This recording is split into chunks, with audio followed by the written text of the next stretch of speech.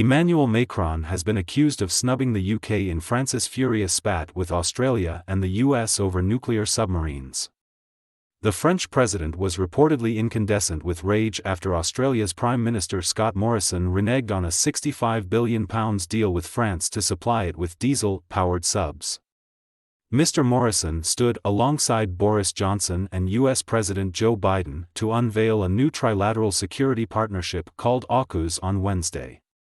It will see America provide Australia with nuclear-powered subs, giving it information that had only previously been shared with the UK. It was widely seen as an effort to counter China's growing influence and increasingly aggressive behavior in the region. But news of the deal outraged France, which was set to land healthy profits from the long-standing submarine agreement.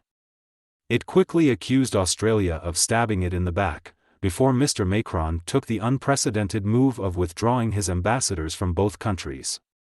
So far, publicly at least, the UK has yet to be drawn into the increasingly bitter spat.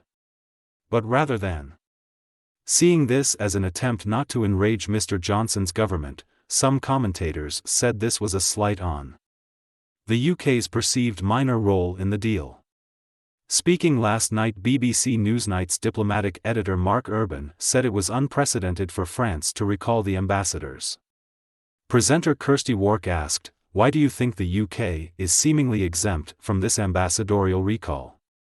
He replied, "A former French ambassador to the US tweeted just before we came on air that it could be seen as a sign of conciliation or one of contempt.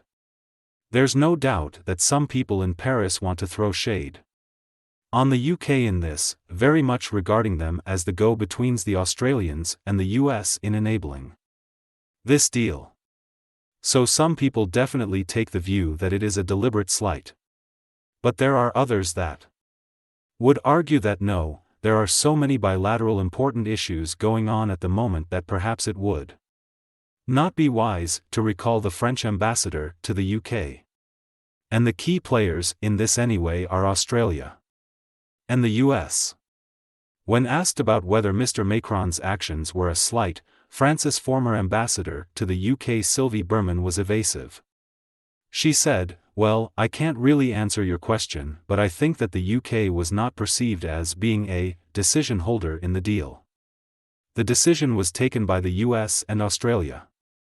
Elsewhere, Politico journalist Rym Momtaz wrote, "Rarely have French officials been so acerbic in their statements toward an ally or a foe.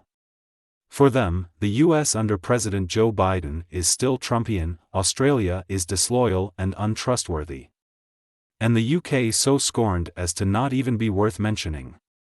Shortly after the news emerged, French Foreign Affairs Minister Jean-Yves Le Drian warned Australia that it could not simply get out of the deal. "This is not over. We're going to need clarifications. We have contracts," he told France Info. "The Australians need to tell us how they're getting out of it. We're going to need explanations.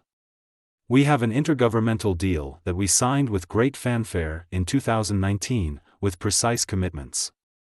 With clauses, how are they getting out of it? They're going to have to tell us. So this is not the end of the story."